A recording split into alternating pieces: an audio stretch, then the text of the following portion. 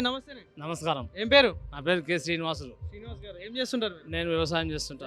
వ్యవసాయం పరిస్థితి ఎట్లా? వ్యవసాయం పరిస్థితి మామూలుగా ఉన్నది.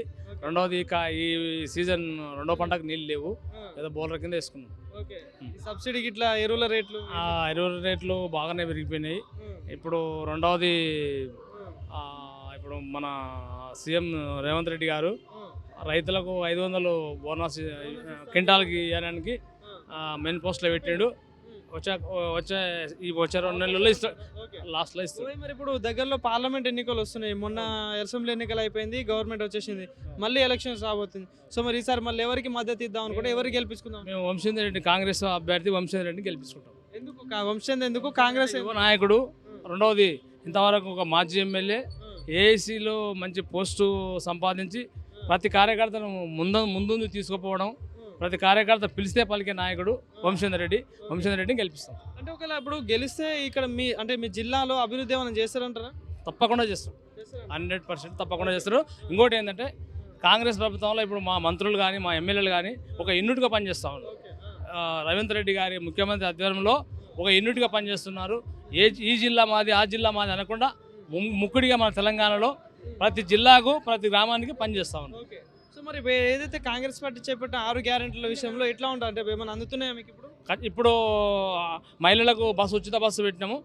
రెండవది ఇప్పుడు రాబోయే రోజుల్లో ఇప్పుడు మన కరెంటు 200 యూనిట్ల కరెంటు, ఇప్పుడు 500 గ్యాస్ సిలిండర్ ఇస్తారు. మరియు రైతులకు రైతు బంధు రుణమాఫీ చేయలేదంటారు. రుణమాఫీ 3 ఎకరాలు 4.5 వరకు పడింది. ఏంటంటే ఒకటి వెరిఫై చేస్తున్నారు. అప్పుడు ఏమైందంటే ఆ రోడ్లకు, ఆ ఎంచర్లకు, ఆ బంజరు భూములకు, ఆ గుట్టలకు అంత కళ్ళు మూసుకొని ఇచ్చిండు పోయిన ముఖ్యమంత్రి. 7 లక్షల కోట్ల అప్పులు చేసిపోయిండు. రైతులను ఆదుకున్నాడు. మరి అప్పుడు కేసీఆర్ ఆదుకున్నాడు అంటే కొందరు ఆదుకున్నాడు, కొందరు లోపల దొరికేసిండు. నాకు కూడా 6 ఎకరాల భూమి ఉంది, నాకు 2 కాళ్ళు అసలు డబ్బులు రాలేదు. సో మరి ఇప్పుడు వచ్చే ఎన్నికల్లో మీ మహబూబ్ నగర్ సెగ్మెంట్లో చూసుకుంటే మరి ఎట్లా ఉంటుంది? ఇక్కడ పోటీ విషయంలో చూసుకున్నా కూడా ఖచ్చితంగా కాంగ్రెస్ పార్టీకి ఆదరిస్తారు. ఆ కాంగ్రెస్ పార్టీ ఖచ్చితంగా మా ఎంపీని గెలిపిస్తాం, ఢిల్లీకి పంపిస్తాం. అక్కడ రాహుల్ గాంధీని ప్రధాని చేయడానికి. మరి ఇప్పుడు అటు బీజేపీ కూడా ఉంది కదా సెంటర్, అంటే లైన్లో బీజేపీ కూడా ఉంది కదా సెంట్రల్లో. బీజేపీ పెద్ద మోసం చేసింది. ఇప్పుడు జిఎస్టీ పెట్టి కొన్ని వేల కోట్లు నాశనం చేసింది. ప్రతి పని చేయాలన్నా, ప్రతి కార్యకర్త పని చేయాలన్నా, ప్రతి వస్తువుకు జిఎస్టీ పెట్టి పెద్ద నట్టేట ముంచింది.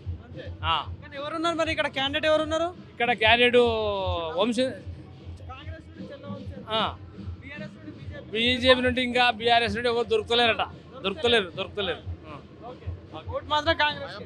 కాంగ్రెస్ ఖచ్చితంగా 15 ఏళ్ళు మేము చాలా కష్టాలు పడ్డాము. మేము సీనియర్ కార్యకర్తలము.